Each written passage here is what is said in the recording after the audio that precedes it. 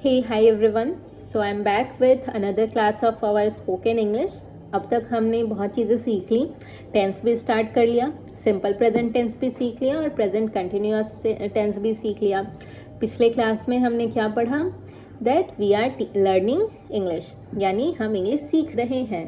Continuous sentences like रहा है, रही है, हम लोग खाना खा रहे हैं, वी आर ईटिंग फूड, इस तरह के sentences. We are not eating food, are we eating food, no we are not eating food, are you going somewhere, where are you going, इस तरह की चीज़ें सीखी. सो आगे बढ़ते हैं. आज हमारा टेंस का थर्ड पार्ट यानी कि प्रेजेंट परफेक्ट टेंस के तरफ हम आगे बढ़ रहे हैं. स्टार्ट करते हैं. ये प्रेजेंट परफेक्ट टेंस क्या होता है? इन सेंटेंसेस में मेनली हम ऐसे काम को दिखाते हैं जो कि प्रेजेंट टेंस में कंप्लीट हो चुका है.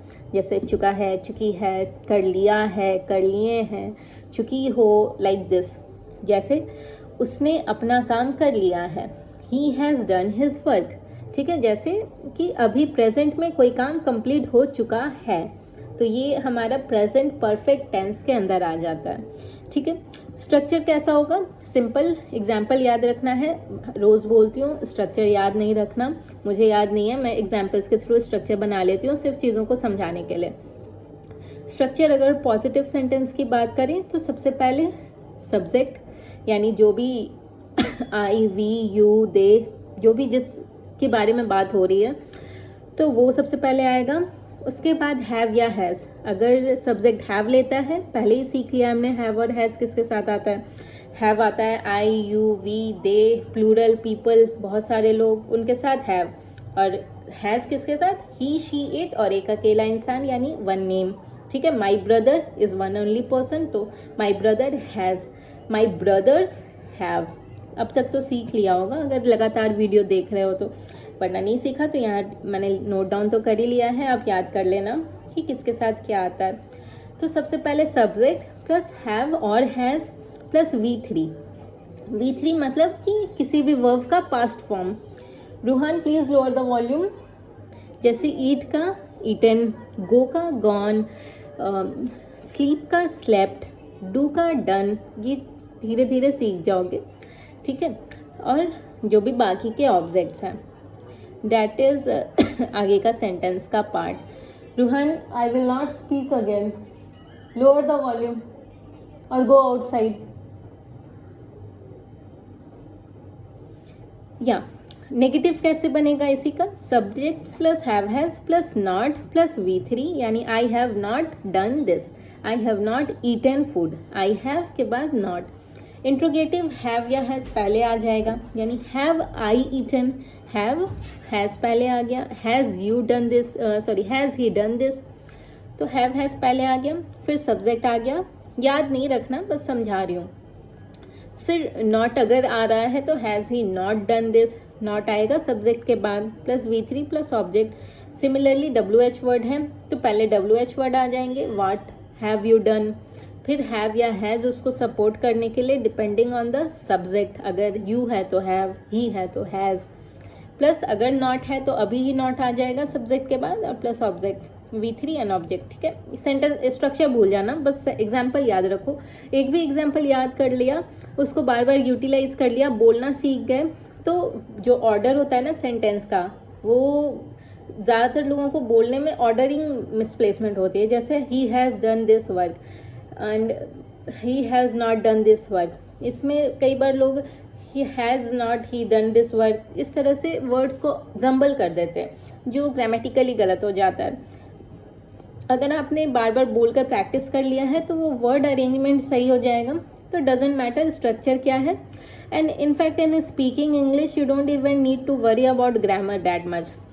उतने ज़्यादा ग्रामेटिकली करेक्ट होना ज़रूरी नहीं है, बस you are able to speak, if you are able to communicate. अगर अपनी बात सामने वाले को समझा पा रहे हो, उसकी बात को समझ पा रहे हो, तो आपका काम हो गया.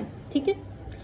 सो आगे बढ़ते हैं इस सेंटेंस के एग्जाम्पल्स के तरफ. फॉर एग्जाम्पल नंबर 1, उसने अपना काम कर लिया है. ही, उसने की इंग्लिश ही और शी, तो उसने अपना काम कर लिया है. ही हैज़ डन, ही के बाद हैज़ आता है, सो हैज़. डू का काम कर लिया है, डू का थर्ड फॉर्म डन.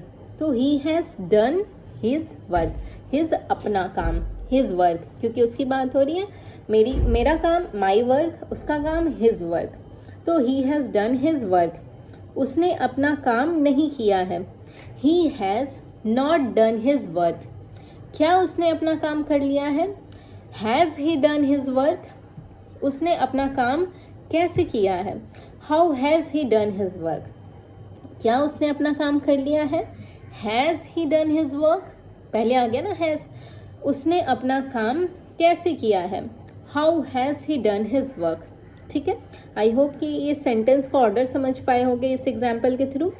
आगे कुछ और सेंटेंसेस देख लेते हैं आपकी क्लैरिटी के लिए। बाकी प्रैक्टिस के लिए आप और सेंटेंसेस गूगल कर सकते हो और साथ साथ अपने स्पोकन में शामिल कर सकते हो। डे टू डे लाइफ में मम्मा को बताओ, mamma I have eaten my food, mamma I have not done this, mamma what have you made in food today, what have you cooked today, ऐसे आप यूज़ कर सकते हो। जैसे वह अपनी माँ के साथ घूमने गया है, वह अपनी माँ के साथ घूमने गया है। He has gone for a walk, यानी घूमने गया है, फॉर अ वॉक बोल सकते हैं। विथ हिज मदर, अपनी माँ के साथ, विथ हिज मदर, वह अपनी माँ के साथ घूमने गया है। He has gone for a walk with his mother. Ruchi ने सब संतरे खा लिए हैं। Ruchi has eaten all santre, oranges, यहाँ मिसप्रिंट है, मैंगो लिखा है, बट आपको पता है संतरों की इंग्लिश ऑरेंजेस होते हैं। सो रुचि हैज़ ईटन ऑल ऑरेंजेस। वह गाना पहले ही गा चुकी है या गा चुका है या गा चुकी है। अगर चुकी है यानी लड़की है तो she, please ignore this is wrong I guess, पर आपको मैं बताती हूँ, सिर्फ हिंदी देखना, मैं इंग्लिश समझा रही हूँ। वह गाना पहले ही गा चुकी है। She has already, she because लड़की है ना, शी हैज़ ऑलरेडी संग अ सॉन्ग। अगर वह गाना पहले ही गा चुका है होता तो ही हैज़ ऑलरेडी संग अ सॉन्ग होता। ठीक है।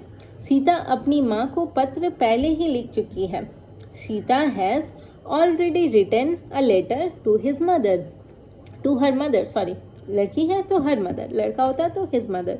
ये भी मैंने लिया है गूगल से, आई डिडंट नो कि गूगल से इतने मिसप्रिंट्स मिल जाएंगे, पर मैं बता रही हूँ। If you are able to understand me तो आप नोट डाउन कर लेना, ठीक है। अगर फ़ोटो लेते हो इसकी, नोट डाउन करते हो तो करेक्ट कर लेना। तो सीता अपनी माँ को पहले ही पत्र लिख चुकी है। Sita has already written a letter to his mother, to her mother. न्यायालय के मुकदमे का फैसला कर दिया है। न्यायालय ने मुकदमे का फैसला कर दिया है। न्यायालय मतलब court. The court has decided the case, court ने अपना फैसला कर दिया। Court has decided the case, हम ऐसे भी बोल सकते हैं the court has given its decision, the court has given its decision. ठीक है। अब मैं खाना खा चुकी हूँ। Now I have eaten the food, अब मैं खाना खा चुकी हूँ। Now I have eaten the food. तुमने मुझे हिंदी पढ़ाई है। You have taught me Hindi, आप बोल सकते हो मैम आपने मुझे इंग्लिश पढ़ाई है। Ma'am you have taught me English. ठीक है। वह यह खबर पहले ही सुन चुका है।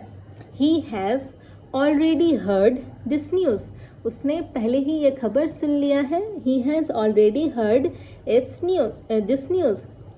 माताजी ने अपना पूरा काम कर लिया है। मदर यानी माताजी, माताजी हैज़ कंप्लीटेड हर वर्क, या mother has completed her work.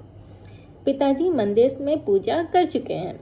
पिताजी हैज़ वर्शिप्ड, पिताजी के साथ सिंगल है तो वर्श हैज़ आएगा। हैज़ वर्शिप्ड, पूजा करने की English worship. So father has worshipped in the temple. Negative बनाना होता तो father has not worshipped in the temple.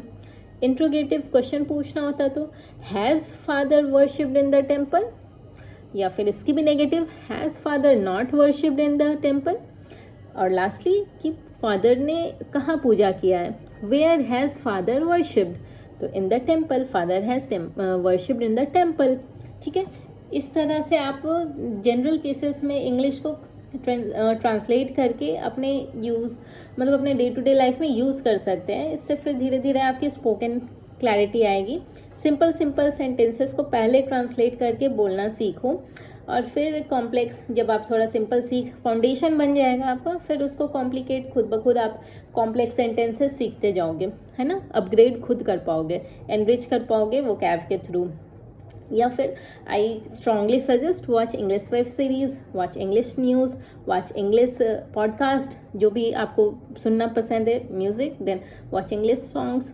जितनी हो सके खुद को इंग्लिश वाली इन्वायरमेंट दो, तो वो आपको ऑलरेडी मतलब एक इन्वायरमेंट के थ्रू ना, मतलब आपको बहुत कहना से सीखना नहीं पड़ेगा, सब्जेक्ट के तौर पे नहीं, वो लैंग्वेज समझ पाओगे आप, ठीक है। और that is our main purpose ना, to learn this language, not to read this as a subject. मेरे को सिखाना पड़ रहा है because generally we don't get this kind of environment.